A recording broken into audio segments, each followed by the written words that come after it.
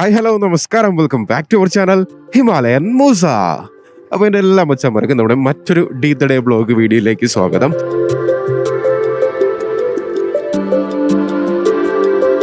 നമ്മുടെ ലായിക്കിനെ നമ്മൾ last all India പോയതിന് ശേഷം ഏകദേശം ഒരു 5 മാസത്തിന് ശേഷം വീട്ടിൽ പുറത്തിറക്കണം കേട്ടോ.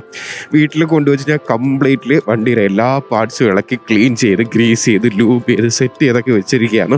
നമ്മുടെ വണ്ടിക്ക് ഇപ്പോൾ ചെറിയൊരു പ്രശ്നമുണ്ട്. ഞാൻ കഴിഞ്ഞ ഓൾ ഇന്ത്യ വീഡിയോയിലൊക്കെ പറഞ്ഞതുപോലെ തന്നെ നമ്മുടെ വണ്ടിക്ക് ഒരു ഹാർട്ട് സർജറി വേണ്ടി വരും മിക്കവാറും. നമ്മുടെ വണ്ടിയുടെ എഞ്ചിനൊന്ന് ഇളക്കി നോക്കണം. അതിൻ്റെ അകത്ത് കുറച്ച് കാര്യങ്ങളൊക്കെ നമുക്ക് സെറ്റ് ചെയ്യാനുണ്ട്. മെയിൻലി വണ്ടിയുടെ ഓയിൽ ബേണായി പോകുന്നുണ്ട്. അപ്പോൾ അത് എക്സോസ്റ്റ് വഴി നല്ല രീതിക്കുള്ള കട്ടക്കരിയൊക്കെയാണ് ചില സമയത്ത് പുറത്ത് പോയിക്കൊണ്ടിരുന്നത് കേട്ടോ.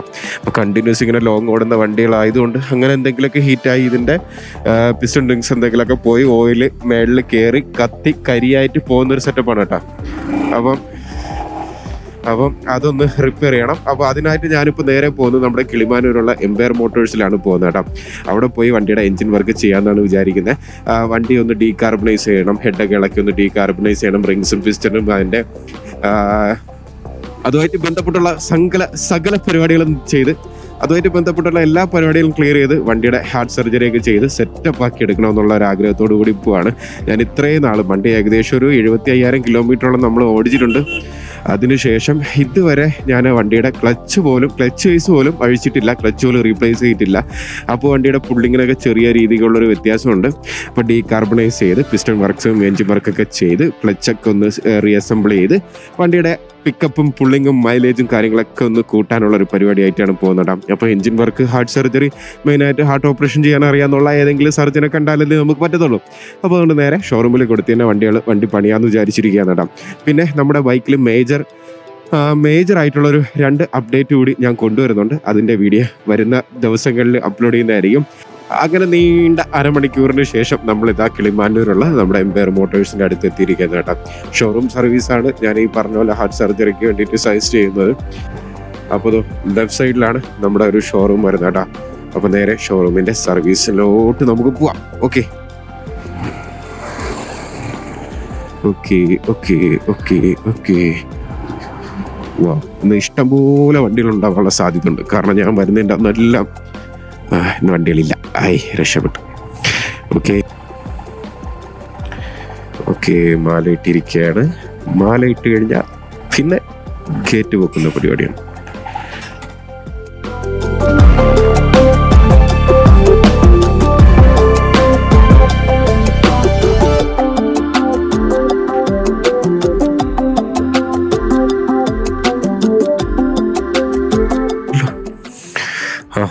നമസ്കാരം.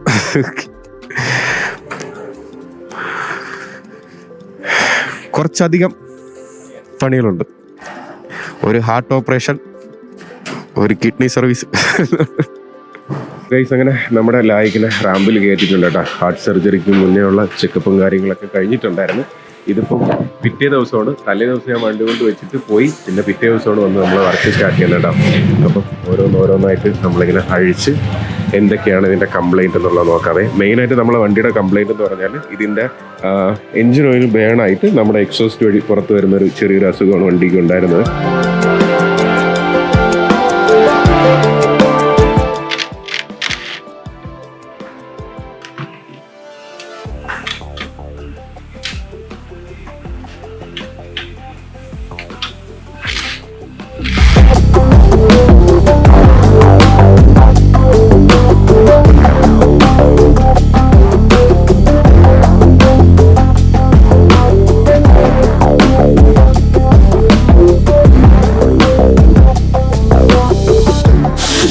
അങ്ങനെ നമ്മൾ ടോപ്പിലെ കവർ ഓരോന്നായിട്ട് ഇങ്ങനെ അഴിച്ചുകൊണ്ടിരിക്കുകയാണ്. ഇപ്പം നമ്മൾ നേരത്തെ അപ്പുറത്തൊരു സാധനം നമ്മൾ സെറ്റ് ചെയ്തിട്ടുണ്ടായിരുന്നു. എന്താണെന്നൊന്ന് പറഞ്ഞുതരാം. അത് നമ്മൾ ഇവിടുത്തെ ഈ ഒരു കുട്ടി കവറും ഈ ഒരു ബാഡ്ജിങ് വരുന്ന ഒരു കവർ റിമൂവ് ആക്കിയിട്ടുണ്ട്. അതിൻ്റെ അകത്ത് നമ്മൾ 2 കാര്യം അഡ്ജസ്റ്റ് ചെയ്തിട്ടുണ്ടല്ലേ. നമ്മൾ ടൈമിംഗ് സെറ്റ് ചെയ്യാൻ വേണ്ടിയിട്ട് 2 കാര്യം ടൈമിംഗ് സെറ്റ് ചെയ്യാനായിട്ട് നമ്മൾ നോക്കേണ്ടത് ഇവിടുത്തെ കവർ അയച്ചതിന് ശേഷം താങ്ങ് തിരിക്കുമ്പോഴത്തേക്ക് നമ്മൾ ഇവിടുത്തെ ടൈമിംഗ് മാർക്ക്, മാഗ്നറ്റ് വരുന്ന ടൈമിംഗ് മാർക്ക് നോക്കുക. ടൈമിംഗ് മാർക്ക് കറക്റ്റ് ആണെന്ന് ഇത് ടി മാർക്ക് ഇവിടുത്തെ ഒരു വരയുണ്ട്, അതിന് പാരലായിട്ട് വരും, മാച്ചിങ് ആയിട്ട് വരും. എന്നിട്ട് നമ്മൾ മേളിൽ ക്യാമിന്റെ ടൈമിംഗ് നോക്കുക. നേരെ ഈ ഒരു പാരലായിട്ടുള്ള അതിനകത്ത് ഒരു മാർക്കിംഗ് കൊടുത്തിട്ടുണ്ട് കേട്ടോ. അപ്പൊ ഇത് രണ്ടും ഇത് നമ്മൾ അഡ്ജസ്റ്റ് ചെയ്യുന്ന സമയത്ത് ഇത് ഓട്ടോമാറ്റിക് ആയിട്ട് നമ്മൾ ക്രാങ്ക് തിരിച്ചാണ് ഇവിടെ അഡ്ജസ്റ്റ് ചെയ്യണം. ക്രാങ്ക് തിരിക്കുമ്പോൾ അവിടെ കറക്റ്റ് ആവും. ഇവിടെ ക്രാങ്ക് തിരിച്ച് ഈ വര നമുക്ക് മാച്ചിങ് ആയിട്ട് കാണുന്ന സമയത്ത് മേളിലോട്ട് ഈ ഒരു ക്യാമിൻ്റെ അത് കറക്റ്റ് ആയിട്ട് വരണമെന്നുണ്ടെങ്കിൽ ഓക്കെ ടൈമിങ്ങിലാണ്. ഇങ്ങനെയാണ് നമ്മൾ ടൈമിംഗ് സെറ്റ് ചെയ്യുന്നത് അല്ലേ? ഇപ്പൊ വണ്ടിയിലൊക്കെ വാൾവ് അഡ്ജസ്റ്റ്മെന്റ് എന്ന് പറഞ്ഞാൽ ബേസിക്കലി നമ്മൾ ആദ്യം ഈ ഒരു കാര്യമാണ് ചെയ്യുന്നത്. ഇപ്പൊ നോക്കിക്കഴിഞ്ഞാൽ ഇത് കംപ്രഷൻ സ്ട്രോക്ക് ആയിരിക്കും, 2 വാൽവ് ഫ്രീ ആയിരിക്കും. ഓക്കെ, അല്ലാന്നുണ്ടെങ്കിൽ അത് ലോഡായിട്ട് തന്നെ അല്ലെങ്കിൽ വാൽവ് ലോഡായിട്ട് നിൽക്കുമ്പോഴത്തേക്ക് സംഭവിക്കുന്ന വെച്ചാൽ നമ്മൾ ഈ ബോട്ടിലൊക്കെ ഇളക്കുന്നുണ്ടെങ്കിൽ നമുക്ക് ആ ഒരു പിടുത്തം ആ ലോഡ് ആ ബോട്ടിൽ കാണും. നമ്മൾ അഴിച്ച് വരുമ്പോഴത്തേക്കും ആ ലോഡ് കൊണ്ട് ആ ത്രെഡ് വലിഞ്ഞു പോകാനുള്ള ചാൻസ് ഉണ്ട്. അതുകൊണ്ടാണ് നമ്മൾ ഇത് അഴിക്കുന്ന നേരത്ത് ടോപ്പ് കവർ അഴിക്കാൻ നേരത്ത് ഇതുപോലെ ടൈമിങ്ങിൽ വെച്ചിട്ട് മാത്രമേ അഴിക്കാമെന്ന് പറയുന്നത്. നമ്മൾ 2 വാൽവ് ഫ്രീ ആയിരിക്കും. നമ്മൾ ഈ ഒരു പൊസിഷനിൽ വെച്ചാണ് ഇതിപ്പോ ടോപ്പർ നമുക്ക് ഇവിടെ ഇങ്ങനെ പ്രസ് ചെയ്യുന്ന സമയത്ത് വാൽവ് അറിയാം. ഈ പ്ലേ ഉണ്ട്, ഇങ്ങനെ ഒരു പ്ലേ ഉണ്ട്, പിടിച്ചു നോക്കി അറിയത്തുണ്ട്. ഇങ്ങനെ പിടിക്കുമൊക്കെ അതിനകത്തുണ്ട്, കുഴപ്പമില്ല. ഇത് അല്ലാത്ത സമയത്ത് രണ്ടും കൊണ്ട് തന്നെ ഇരിക്കും. വാൽവ് ലോഡ് ആയിരിക്കുന്ന സിറ്റുവേഷൻ ആയിരിക്കും. ഇങ്ങനെ ആക്കിയിട്ടാണ് ഈ ഒരു സിറ്റുവേഷനിലാണ് നമ്മൾ വാൽവ് പ്ലേ അഡ്ജസ്റ്റ് ചെയ്യണത്. ഇതിനകത്ത് ഫീലർ ഗേജ് വെച്ചിട്ട് ഇത് ഓവർ പ്ലേ ആണോ അത് ഓവർ ടൈറ്റ് ആണോ ഇരിക്കുന്നത് വാൽവ് അഡ്ജസ്റ്റ്മെന്റ് ഇങ്ങനെയാണ്. അഡ്ജസ്റ്റ്മെന്റ് ചെയ്യാനുള്ള പ്രൊസീജിയറാണ് പിന്നെ ഇത് ചെയ്തതിന് ശേഷം മാത്രമാണ് നമ്മൾ ഈ ഹെഡിന്റെ കവർ ഇനിയിപ്പോ കവറിന്റെ ബോൾട്ടുകളെല്ലാം അഴിക്കാം. ബാക്കി എല്ലാം സെറ്റ് ആയിട്ടുണ്ട്. അപ്പോൾ ഓരോന്നായിട്ട് നമ്മളിങ്ങനെ അഴിച്ചുകൊണ്ടിരിക്കണം കേട്ടോ. അഴിച്ചിട്ട് ഇതിൻ്റെ മെയിൻ കംപ്ലൈൻറ്റ് എന്താണെന്ന് നമുക്ക് കണ്ടുപിടിക്കാം. അപ്പോൾ നേരത്തെ പറഞ്ഞ പോലെ കംപ്ലൈൻറ്റ് എന്ന് പറഞ്ഞാൽ എഞ്ചിൻ ഓയിൽ ബേൺ ആയിട്ട് എക്സോസ്റ്റ് വഴി പുറത്ത് വരുന്നൊരു കംപ്ലൈൻറ്റാണ് എനിക്കുള്ളത്. പക്ഷേ നമ്മൾ റൈഡ് പോയ സമയത്ത് പറഞ്ഞതുപോലെ ഹാർട്ട് സർജറിക്ക് കയറ്റുമ്പോൾ കംപ്ലീറ്റ് കാര്യങ്ങളൊക്കെ ഒന്ന് ചെക്ക് ചെയ്ത് എല്ലാം ഒന്ന് റീസെറ്റ് ചെയ്തെടുക്കണം. കാരണം ഇനിയും ഒരുപാട് ദൂരം നിർത്താതെ ഓടാനുള്ളതാണ്.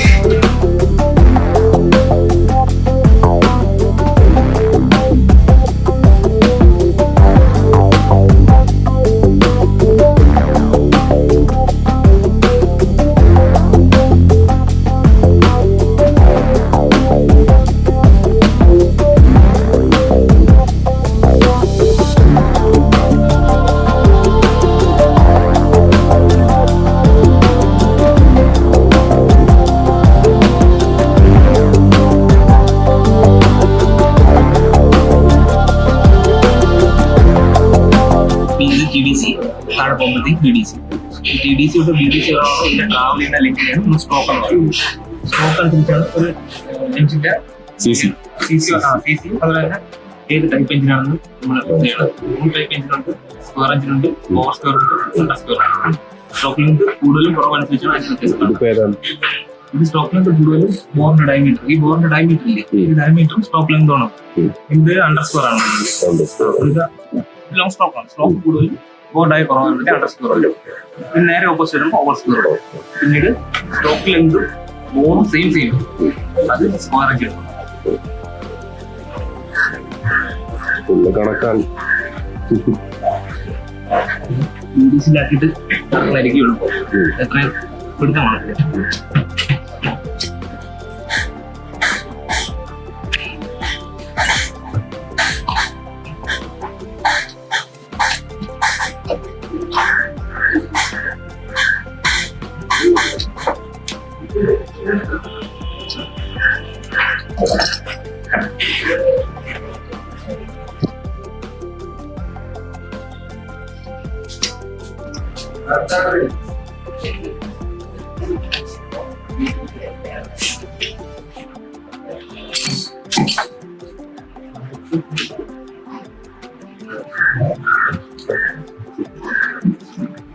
ടൈമാനുണ്ട്. അത് നോർമലായിട്ട് ഓർമ്മ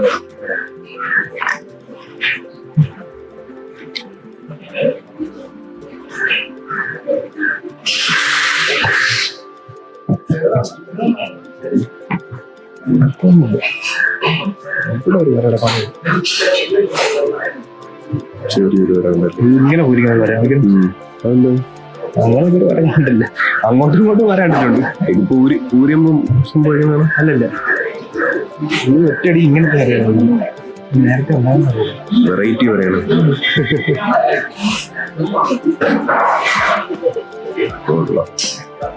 ഇതുപോലുള്ള ചെറിയ മൈന്യൂട്ട് ആയിട്ടുള്ള വരെ നല്ല രീതിക്ക് ബാധിക്കില്ലേ? ലോങ് കൂടണല്ലേ. അല്ലെങ്കിൽ കരടുള്ളിൽ പോയതാണോ?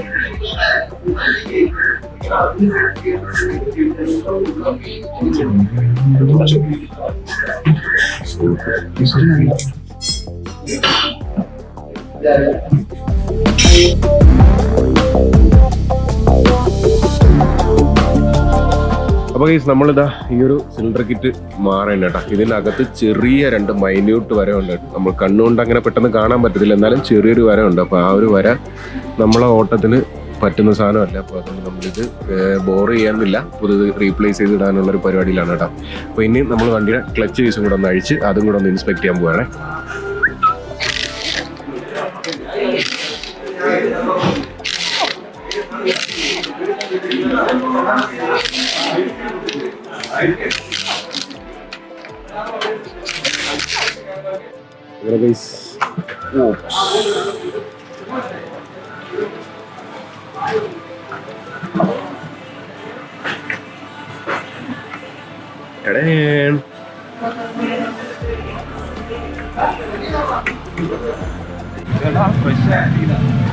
കണ്ട നമ്മുടെ വണ്ടിയുടെ എഞ്ചിന്റെ കവർ കണ്ട കരിയൊന്നുമില്ല കേട്ടോ. നല്ല ക്ലീൻ ആയിട്ട് ഇരിപ്പുണ്ട്. കാരണം നമ്മൾ കറക്റ്റ് പ്രോപ്പർ ഓയിൽ ചേഞ്ച് ചെയ്യുന്നോണ്ടായിരിക്കണം വണ്ടി ഇങ്ങനെ ഇരിക്കുന്നത് കേട്ടോ.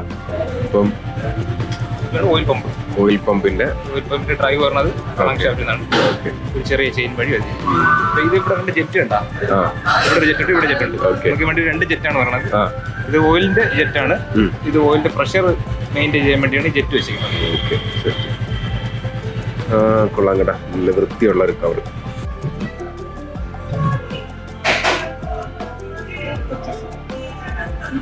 നന്നായിട്ട് ഇളക്കി നോക്കും.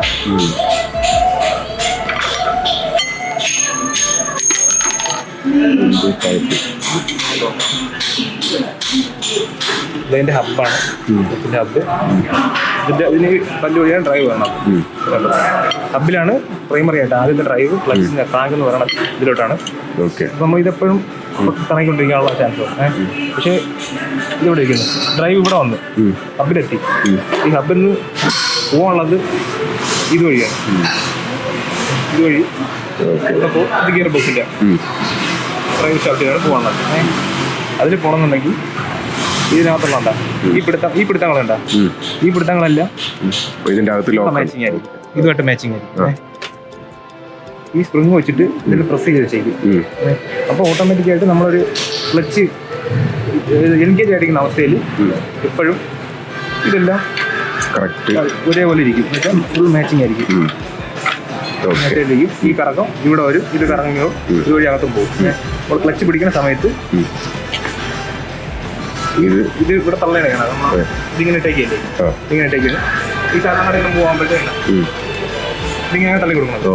ക്ലച്ച് പിടിക്കുന്ന സമയത്ത് അവിടെ ഒരു മൂവ്മെന്റ് ഉണ്ടായിട്ട് അത് ഉള്ളിലോട്ട് പോകും, ഇത് പ്രസ് ആവും, ക്ലച്ച് ഡിസെൻഗേജ് ആവും അല്ലേ. തള്ളി കൊടുക്കുമ്പോൾ ഈ സ്പ്രിങ്ങിന്റെ ഓപ്പോസിറ്റ് ആയിട്ട് ഇതിന്റെ ഇടയിൽ ഗ്യാപ്പ് വീഴും. ഇതാണ് ഫ്രിക്ഷൻ പ്ലേറ്റ് എന്ന് പറയുന്നത്. ഈ അകത്തിരിക്കുന്നത് ബ്ലാക്ക് സാധനം, ബ്ലാക്ക് ഫ്രിക്ഷൻ പ്ലേറ്റ് അല്ലെങ്കിൽ ഫ്രിക്ഷൻ പ്ലേറ്റ്. ഇതിനകത്ത് centre friction plate 1 2 3 4 5 friction plate. അപ്പം ഇത് 5 ഗിയർ ആയതുകൊണ്ട് 5 ഫ്രിക്ഷൻ പ്ലേറ്റ്. അങ്ങനെയാണോ? അങ്ങനെയല്ല, ഓക്കെ. ഇതിനിപ്പം എന്തെങ്കിലും തേയ്മാനോ കംപ്ലൈന്റ് ഉണ്ടാകുമ്പോ എങ്ങനെയാണ് നമ്മൾ അത് അറിയുന്നത്? ഇത് തേയ്മാനം അറിയുന്നത് ഇവിടുത്തെ ഈ പ്ലേറ്റിന്റെ ഗ്യാപ്പില്ലേ, നമുക്ക് അഴിക്കുമ്പോൾ അറിയാൻ പറ്റും. അവിടെ ഒരു മെറ്റീരിയൽ, വേറെ മെറ്റീരിയൽ ഉണ്ട്. ഇതാണ് ഒരു ആസ്പെറ്റോസ് ടൈപ്പ് മെറ്റീരിയലാണ്. മെറ്റീരിയലാണ് എനിക്ക് തോന്നുന്നത്. ആസ്പെറ്റോസ് അല്ല, ആ ടൈപ്പാണ്. എന്ന് വെച്ചാൽ പൊടിഞ്ഞു പോകുന്ന സാധനമാണ്. പൊടിഞ്ഞ സാധനമാണ്. ഇത് മെറ്റലല്ല. എന്ന് വെച്ചാൽ ഈ ഇടയ്ക്ക് കിടക്കുന്നത് മെറ്റലാണ്. ഇത് ഇതെല്ലാം മെറ്റലായി കഴിഞ്ഞ് കഴിഞ്ഞാൽ അവിടെ ഫ്രിക്ഷനും കറക്റ്റാണ് നടക്കൂല, സൗണ്ടും കാര്യങ്ങളൊക്കെ ഉണ്ടാവും. ഒരു മെറ്റൽ പ്ലേറ്റിന്റെ 2 മെറ്റൽ പ്ലേറ്റിന്റെ ഇടയ്ക്ക് വരണത് ഒരു ഫ്രിക്ഷൻ പ്ലേറ്റ് ആണ്. അതൊരു ഫ്രിക്ഷൻ കിട്ടുന്ന ഒരു മെറ്റീരിയൽ ആയിരിക്കും, ഒരു യൂസ് ചെയ്തിരിക്കും. അതുകൊണ്ട് ക്ലച്ച് യൂസ് ഇതാണത് കഴിക്കുമ്പോഴത്തേക്ക് ഓരോന്ന് കാണിക്കും. അല്ല, ഇതിപ്പം ഒറ്റ നോട്ടത്തിൽ കംപ്ലൈന്റ് ഉള്ളതായിട്ട് തോന്നുന്നു. ഇതിപ്പോ പോയിരിക്കുന്നുണ്ടല്ലേ, ഈ ഇതിനിടയിലുള്ള ഗ്യാപ്പുകളില്ലേ, ഗ്യാപ്പുകളെല്ലാം കൂടെ ചേർന്നിട്ട് ഇത് ഒന്നിങ്ങനെ തട്ടിക്കുന്നതിനാ എല്ലാം കൂടെ ഒട്ടിയിരുന്നതിനാ. ഇപ്പൊ എല്ലാത്തിന്റെ ഇടയിൽ ഒരേ സെയിം ഗ്യാപ്പിലാണ് പോയിരിക്കുന്നത്. അപ്പൊ സെയിം ആയിട്ടുള്ള കറക്റ്റ് ആയിട്ടുള്ള തേയ്മാനം വന്നിട്ടുള്ളത്. അബ്നോർമലായിട്ട് ഒരു തേയ്മാനം വന്നിട്ടില്ല. അത് തന്നെ ഈ ഓയിൽ ഉണ്ടാവും, വെച്ചായിട്ട് ഓയിൽ മാത്രമേ ഉള്ളൂ. ഓക്കെ, വേറെ കരിയായിട്ടൊന്നും. നമ്മളെ ക്ലച്ചിന് കംപ്ലൈന്റ് ഉണ്ടെന്നുണ്ടെങ്കിൽ ഈ ഫ്രിക്ഷൻ പ്ലേറ്റ് പൊടിഞ്ഞ് അല്ലെങ്കിൽ അതിന് ഡാമേജ് വന്ന് നമ്മുടെ തേയ്മാനം സംഭവിച്ച് നമ്മുടെ ഓയിലിന്റെ ഇടയിൽ മിക്സ് ആയി കിടക്കും അല്ലേ? ഈ ഓയിലിന്റെ ഇടയിൽ അതിന്റെ ഒരു ഇതുകൂടെ കാണും, കമ്പോണന്റ് കൂടെ കാണും. ഇതിപ്പോ ഓയിൽ മാത്രമേ ഉള്ളൂ. അപ്പൊ നമ്മളെ വണ്ടി നല്ല രീതിക്ക് തന്നെ ഓടിയിട്ടുള്ളത്.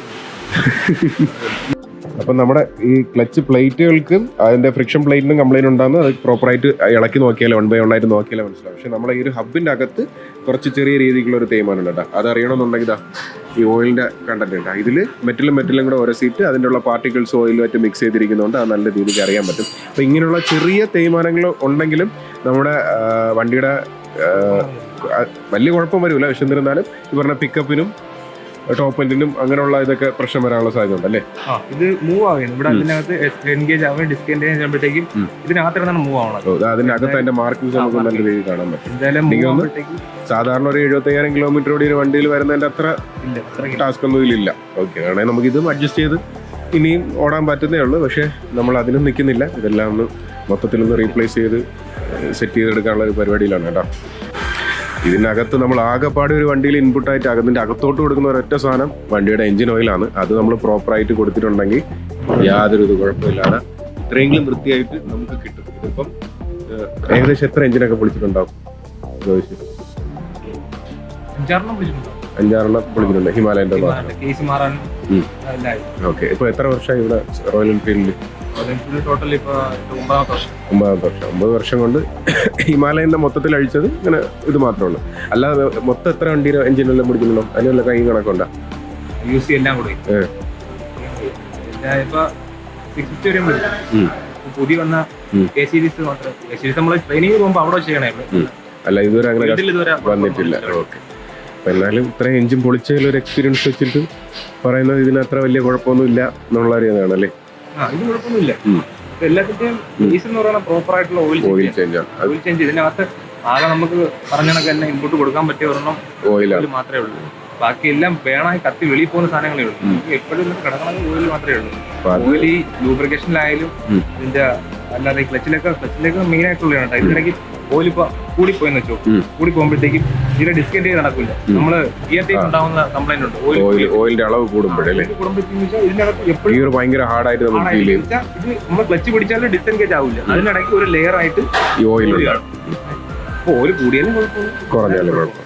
ഇതിൽ ഓയിൽ വളരെ പ്രധാനപ്പെട്ട ഒരു കാര്യമാണ് ഓയിൽ എന്ന് പറയുന്നത്. ഓയിൽ അങ്ങനെ നമ്മള് അത്രയും കറക്റ്റ് ആയിട്ട് ഓയിൽ ചേഞ്ച് ഒക്കെ ചെയ്ത് കഴിഞ്ഞാൽ കുറച്ചും കൂടെ വണ്ടിക്ക് നല്ല ലൈഫ് കിട്ടും. ലൂബ്രിക്കേഷൻ മാത്രമല്ല, ഓയിൽ കൂളിംഗിന്റെ ഏജന്റ് ആണ്. ലൂബ്രിക്കേഷൻ ആണ്, ക്ലീനിങ്, സെൽഫ് ക്ലീനിങ് ആണ് ഓയിൽ എന്ന് പറയുന്നത്. നമ്മൾ വാമപ്പ് ചെയ്യണം തന്നെ, വണ്ടിയുടെ ഓയിൽ ചേഞ്ചിന് മുമ്പ് വാമപ്പ് ചെയ്യണം എന്ന് പറയുന്ന ഈ 3 കാര്യങ്ങൾ നടക്കാൻ വേണ്ടിയാണ്. ഓക്കെ, ഒന്ന് ചൂടാകുമ്പോൾ ഫുള്ളൊന്ന് ക്ലീൻ ആവും, എല്ലായിടത്തും ലൂബ് എത്തും. ഇതേപോലെ ഇരിക്കുന്ന ഈ സാധനം ചെറിയ പ്രോപ്പർട്ട് ഇത് ഈ പോലെ നമ്മളെ മെറ്റൽ കോണ്ടാക്ട് വന്ന് പറയുന്ന സാധനത്തിൽ എല്ലായിടത്തും ഇതുപോലെ കാണും. ഈ സാധനം നമ്മൾ ഈ ഓയിൽ സെൽഫ് ക്ലീൻ ചെയ്ത് ഇതുപോലെ അപ്പം ഇതിൽ പോകുന്ന ഹോളുകളായാലും ബെയറിങ്ങുകളായാലും ഒരിടത്തും ഒരു പാർട്ടികളും അടിഞ്ഞിരിക്കില്ല.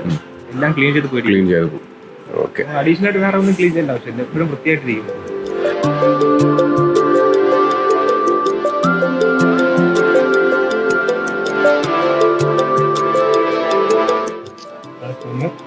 സ്പ്രിങ്ങിനാണ് അപ്പൊ അതാണ് നമ്മൾ ചെറുതായിട്ട് പിടിക്കുമ്പോൾ തന്നെ നല്ല രീതിക്കുള്ള ഒരു മൂവ്മെന്റ്. ഇതിൽ ഇത്രയും സ്പ്രിങ് ഉണ്ട്, 6 സ്പ്രിങ് ഉണ്ട്. ഈ 6 സ്പ്രിങ്ങിന് ഒരുമിച്ച് നമ്മളെ ഒരു കൈയേ ഉള്ളൂ. ഇത് കുറയ്ക്കാൻ വേണ്ടി ഇത് 650 എഞ്ചിൻ സ്ലിപ്പർ അസിസ്റ്റ് ആണ്. അപ്പൊ ഈ അസിസ്റ്റ് കൊടുക്കും. അതിൽ 3 സ്പ്രിങ്ങേ ഉള്ളൂ. ബാക്കിയില്ല, ആ സ്ലിപ്പറും അസിസ്റ്റും വർക്ക് ചെയ്യും. ഇത് പക്ഷെ നോർമൽ ക്ലച്ച് സ്ലിപ്പർ ക്ലച്ച് ആക്കണമെന്നുണ്ടെങ്കിൽ അങ്ങനെയുള്ള സെറ്റപ്പിലാക്കണം. പക്ഷേ ഇത് നമ്മള് ഇതുവരെ കണ്ടിട്ടില്ല, എന്താണെന്ന് അറിയുന്നില്ല, കാണിച്ചില്ല.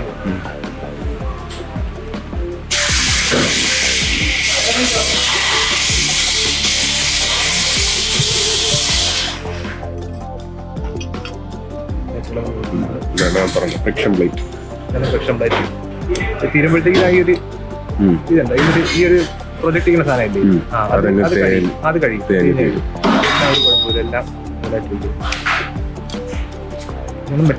ഏതെങ്കിലും ഒരു പ്ലേറ്റിന്റെ പ്രശ്നം വന്നാലും നമുക്ക് ഈ പറഞ്ഞ ഇഷ്യൂസ് ഉണ്ടാവും. നമ്മൾ ഓഫ് റോഡൊക്കെ പോകുന്ന ആൾക്കാർ കൂടുതൽ ക്ലച്ച് ലോഡ് ചെയ്ത് പിടിക്കുന്ന സമയത്ത് ഡിസ്എൻഗേജ് ആവുന്നതിന്റെ കൂട്ടത്തിൽ തന്നെ ഇതും കൂടെ നല്ല രീതിക്ക് റൊട്ടേറ്റ് ആയി ഈ സാധനങ്ങൾക്ക് തേയ്മാനം സംഭവിച്ച് വണ്ടിയുടെ പുള്ളിങ് കുറയുന്നത് കേട്ടോ. അപ്പോൾ ഇതിൽ അത്യാവശ്യം കുഴപ്പമില്ല, നല്ല രീതിക്ക് തന്നെ സാധനങ്ങളുണ്ട്. പക്ഷെ എന്നിരുന്നാലും നമ്മളിത് റീപ്ലേസ് ചെയ്യാനാണ് നിൽക്കുന്നത്. അപ്പോൾ എല്ലാം റീപ്ലേസ് ചെയ്ത് സെറ്റ് ചെയ്യാന്നുള്ളൊരു ഐഡിയയിലാണ് കേട്ടോ. ഇതാണ് മാഗ്നറ്റിക് കൂളർ. ഇത് സ്പെഷ്യൽ ടൂളാണല്ലേ? ഓക്കെ.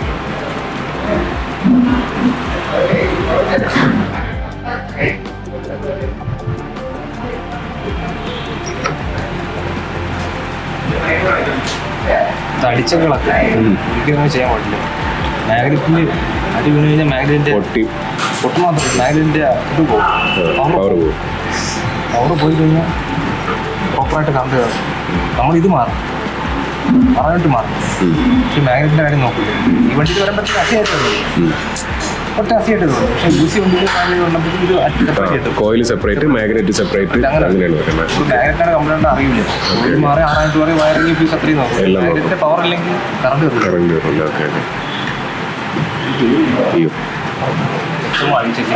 നമ്മളകത്ത് അപ്പുറത്തില്ലേ വെച്ചിട്ട് അതിൻ്റെ ഒരു ഹാഫ് ഗിയർ വയ്ക്കും, ലോക്ക് ചെയ്ത് റൊട്ടേറ്റ് ആയിരിക്കും. ഇതിൻ്റെ ഒരു മെയിൻ സാധനമാണ്. പൊട്ടിയിട്ടും ഒരുപാട് കംപ്ലൈൻറ്റ്. പിന്നെ ഇതൊരു കീ ആണ്. ഇത് നമ്മൾ ഫുഡ് ഡ്രഫ് കീ എന്ന് പറയും. ഫുഡ് ഡ്രഫ് കീ എന്ന് പറയും. ഇതാണ് ഈ മാഗ്നറ്റിൻ്റെ ഈ ഒരു പോർഷനിൽ ലോക്ക് ആയിട്ടിരിക്കുന്നത്. ഈ ഒരു ഇതാണ് ഇതിനെയും കൂടെ ലോക്ക് ചെയ്ത് വെക്കണം. ഇതൊരു വഴിക്ക് ഇറങ്ങും, ഇതൊരു വഴിക്ക് ഇറങ്ങും. ഇത് ലോക്ക് ചെയ്തിരിക്കുന്ന സാധനമുണ്ട്. ഈ സാധനം ഇവിടെ ഒരു വര ഇടക്കണുണ്ട്, ഈ ഒരു വര ഇടക്കണുണ്ട്. ഈ വര ഭാഗം വെച്ച് പൊട്ടിപ്പോവും. ഇത് ഇവിടെ ഇരിക്കും, അതിൻ്റെ കൂടെ എന്നിട്ട് രണ്ടു വഴിക്ക് പോകും. അങ്ങനെ വരുമ്പോഴത്തേക്കും ഇത് പറ്റുന്ന ഈ പിപ്പില്ലേ, മാഗ്നറ്റിന്റെ ഈ പിപ്പുകളില്ലേ, ഈ പിപ്പുകളാണ് ഈ പിസ്റ്റൺ ടോപ്പിലാണ് കംപ്രഷന്റെ എൻഡ് ആയ. നമ്മൾ ഇവിടെ അഡ്ജസ്റ്റ് ചെയ്യുന്ന സാധനം അതിലാണ് വരുന്നത്. അല്ല, ഇതില്ലേ, ഇതാണ് നമ്മളെ എന്തിനാണ് ട്രാങ്ക് സ്പീഡ് സെൻസർ എന്ന് പറയും. Trunk speed sensor, CKP sensor എന്ന് പറയും. അപ്പോൾ ഈ ക്രാങ്കിന്റെ മൂവ്മെന്റ് എവിടെ എത്തിയെന്ന് അറിയുന്നത് ഇതാണ്. ഇത് സെൻസ് ചെയ്യണത് ഈ പിപ്പിന്റെ ഹൈറ്റ് വെച്ചിട്ടാണ്. ഈ ഹൈറ്റ് ഇവിടുത്തെ മാഗ്നറ്റ് ആണ്. ഇവിടെ ഈ ഹൈറ്റിന്റെ മാഗ്നറ്റിലൂടെ എത്തുമ്പോഴത്തേക്കും അതിന്റെ ഒരു ഇത് കിട്ടും, കണക്ടിവിറ്റി കിട്ടും. ഈ താന്നിരിക്കാൻ ക്ലാസ് വരുമ്പോഴത്തേക്കും അതിന്റെ കണക്ടിവിറ്റി കിട്ടും. അപ്പോൾ ഇത് എവിടെയാണ് നിൽക്കുന്നത്, എങ്ങനെയാണ് നിൽക്കുന്നത് കണ്ടുപിടിച്ചാൽ ഇതൊക്കെയാണ്. അങ്ങോട്ടുള്ള ട്രാവൽസിൽ എവിടെയാണ് നിൽക്കണമെന്ന് അറിയാൻ പറ്റും. നമ്മൾ PDCന്റെ എൻഡിൽ, ടോപ്പിന്റെ എൻഡിൽ വേണം നമുക്ക് പ്ലഗിൽ കറണ്ട് വരാൻ വേണ്ടി. അപ്പോൾ ഇത് എവിടെയാണ് നിൽക്കണമെന്ന് അറിയാൻ പറ്റില്ലേ. കറണ്ടിൽ പ്ലഗിൽ കറണ്ട് കൊടുക്കണമെന്നുണ്ടെങ്കിൽ PDC എൻഡിലാണെന്നുള്ളത് അറിയണം. ഇത് സെൻസ് ചെയ്തിട്ടാണ് നമ്മളെ സ്പാർക്കിലോട്ട് പവർ പോകുന്നത് അല്ലേ? ഈ സാധനങ്ങൾ നോക്കിയാണ് ഇത് സെൻസ് ചെയ്യണം. എന്നിട്ട് എവിടെയാണ് നിൽക്കണം എന്നുള്ളതനുസരിച്ചുള്ള ഏതിനാണ് കൊടുക്കാനുള്ളതുള്ള പവർ വരും. ഈ പറഞ്ഞ പോലെ പിസ്റ്റൺ മേളിലല്ലാതെ പവർ കൊടുത്തിട്ട് കാര്യമില്ല. അപ്പോൾ കറക്റ്റ് ഇത് മേളിലെത്തുന്ന സമയത്ത് തന്നെ സ്പാർക്ക് വരാനുള്ള ഒരു ടൈമിങ്ങിന് അഡ്ജസ്റ്റ് ചെയ്യുന്ന സാധനമാണ്. ഇതിന്റെ പേരെന്തായിരുന്നു? ഇതാണ് മുമ്പൊക്കെ എന്നുണ്ടെങ്കിൽ ഇതിന് പറയണത് നമ്മളെ പൾസർ കൂൽ എന്ന് പറയും. ഇപ്പൊ മാറി BS6 വണ്ടി ചെയ്യുമ്പോഴത്തേക്ക് ഇതിന് ക്രാങ്ക് സ്പീഡ് സെൻസർ എന്ന് പറയും. Crank speed sensor. ഓക്കെ.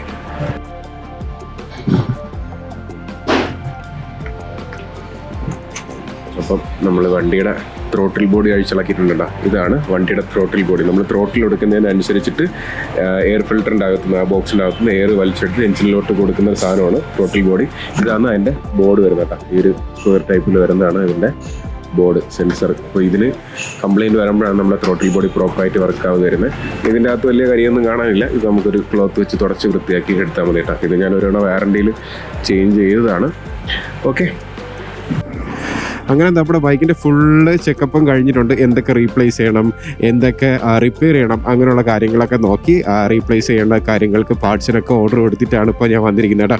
ഇനി ഈ ഒരു സ്പെയർ വരുന്നത് വരെ നമുക്ക് വെയിറ്റ് ചെയ്യണം. ഏകദേശം എനിക്ക് തോന്നുന്നൊരു 3-4 ദിവസമെങ്കിലും മിനിമം വെയിറ്റ് ചെയ്യേണ്ടി വരും ഇതിൻ്റെ സ്പെയറൊക്കെ വരാനായിട്ട്. മാക്സിമം നമുക്ക് സ്പെയറൊക്കെ പെട്ടെന്ന് തന്നെ സെറ്റ് ചെയ്ത് തരാമെന്ന് നമ്മുടെ സർവീസ് മാനേജർ രാഹുൽ ബ്രോ പറഞ്ഞിട്ടുണ്ട്.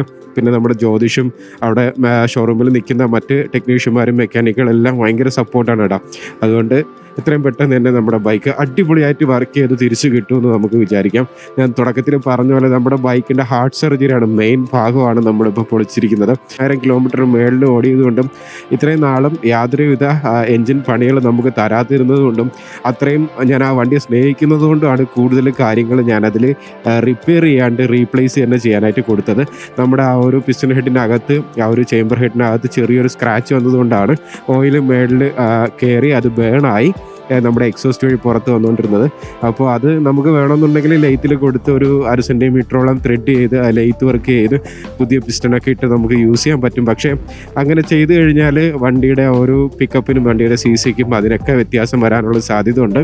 അപ്പോൾ അങ്ങനെ ചെയ്ത് എൻ്റെ വണ്ടി കൊണ്ട് നടക്കണമെന്ന് എനിക്ക് ഒരു മടിയാണ്. ഇത് റിപ്പയർ ചെയ്യാണ്ട് റീപ്ലേസ് തന്നെ ചെയ്യാമെന്ന് വിചാരിച്ചിട്ടാണ് അത് ചെയ്യുന്നത് കേട്ടോ. അത് റിപ്പയർ ചെയ്യാൻ പറ്റും ഇല്ലാഞ്ഞിട്ടല്ല, പക്ഷേ ചെയ്ത് കഴിഞ്ഞാൽ ഇങ്ങനെ കുറച്ച് പ്രശ്നങ്ങൾ അതിൻ്റെ പിന്നിലുണ്ടാകും. പിന്നെ വീണ്ടും എങ്ങനെ പോയാലും ഒരു 10-30,000 കിലോമീറ്റർ കഴിയുമ്പോൾ വീണ്ടും നമ്മുടെ എഞ്ചിനൊക്കെ ഒന്ന് പൊളിക്കേണ്ടി വരാനുള്ള സാധ്യതകളൊക്കെ ഉണ്ടാകും. അപ്പോൾ അതൊക്കെ ഒഴിവാക്കാനായിട്ട് ഇപ്പോൾ തന്നെ പ്രോപ്പറായിട്ട് സെറ്റ് ചെയ്യാൻ കൂടിപ്പോയി കുറച്ച് പൈസയും കൂടെ ഒരു അധികം വരുമായിരിക്കും. അത് ഇതിനിടയ്ക്ക് ബെയർ ചെയ്യാവുന്നതേ ഉള്ളൂ. പണികൾ കിട്ടി വഴിയിലാവുന്നതിനെക്കാട്ടും നല്ലതാണ് സാധനം കൈയോടെ റീപ്ലേസ്മെൻറ്റ് ചെയ്യുന്നത്. ഇപ്പം നമ്മുടെ സാമ്പത്തിക സ്ഥിതി അനുസരിച്ചിട്ട് നമുക്കത് റിപ്പയർ ചെയ്താൽ മതിയാവും. പക്ഷേ എനിക്കത് വണ്ടിയുടെ കാര്യത്തിൽ റിസ്ക് എടുക്കാൻ പറ്റത്തില്ല. അപ്പോൾ ഇതുപോലെ നിങ്ങളുടെ ബൈക്കിന് എന്തെങ്കിലുമൊക്കെ ഒരു കാര്യങ്ങൾ കംപ്ലൈൻറ്റ് വന്നു കഴിഞ്ഞാൽ നിങ്ങളതെങ്ങനെ റീപ്ലേസ്മെൻ്റ് ആണോ സജസ്റ്റ് ചെയ്യുന്നത് അല്ലെങ്കിൽ റിപ്പയർ ആണോ സജസ്റ്റ് ചെയ്യുന്നത് എന്ന് നിങ്ങൾ എന്താണ് ചെയ്തിട്ടുള്ളതെന്ന് കൂടെ ജസ്റ്റ് ഒന്ന് കമൻ്റായിട്ട് അറിയിക്കട്ടെ. അപ്പോൾ ഞാൻ ഈ ബൈക്കിൻ്റെ ഹാർഡ് സർജറിക്ക് നമ്മുടെ എഞ്ചിൻ വർക്കിനായിട്ട് കൊടുത്തിരിക്കുന്നത് കിളിമാനൂരുള്ള എംപയർ മോട്ടോഴ്സിലാണ്. ഞാൻ എൻ്റെ ബൈക്ക് ഏകദേശം ഒരു 2 വർഷത്തോളം ആവും നമ്മുടെ ഈ ഒരു സർവീസ് സെൻറ്റർ മുഖേനയാണ് ഞാൻ എടുക്കുന്ന ബൈക്കുകൾ, ഞാൻ സെയിലിന് എടുക്കുന്ന ബൈക്കുകളെല്ലാം സർവീസിനും സജസ്റ്റ് ചെയ്യാറുള്ളത്. കാരണം അത്രയും നമുക്ക് കാര്യങ്ങൾ വളരെ ക്രിസ്റ്റൽ ക്ലിയർ ആയിട്ട് കാര്യങ്ങൾ പറഞ്ഞു തന്ന് ക്ലിയർ ചെയ്ത് നമ്മുടെ ബൈക്കിൻ്റെ വർക്ക് അവർ പ്രോപ്പറായിട്ട് ചെയ്തു തരുന്നുണ്ട് കേട്ടോ. അപ്പോൾ നമ്മുടെ ചാനലിലെ ഒരു വീഡിയോ നിങ്ങൾ ആദ്യമായിട്ടാണ് കാണുന്നതെങ്കിൽ മറക്കാതെ ചാനൽ സബ്സ്ക്രൈബ് ചെയ്യുക. വീഡിയോ ഇഷ്ടപ്പെട്ട് കഴിഞ്ഞാൽ ലൈക്ക് ചെയ്യുക. നിങ്ങളുടെ അഭിപ്രായം നിർദ്ദേശം എല്ലാം കമൻറ്റ് രേഖപ്പെടുത്തുക. ഞാനിപ്പോൾ എൻ്റെ സ്വന്തം ഗ്രാമമായ കല്ലറ ഗ്രാമത്തിലൂടെയാണ് യാത്ര ചെയ്തുകൊണ്ടിരിക്കുന്നത് സുഹൃത്തുക്കളെ.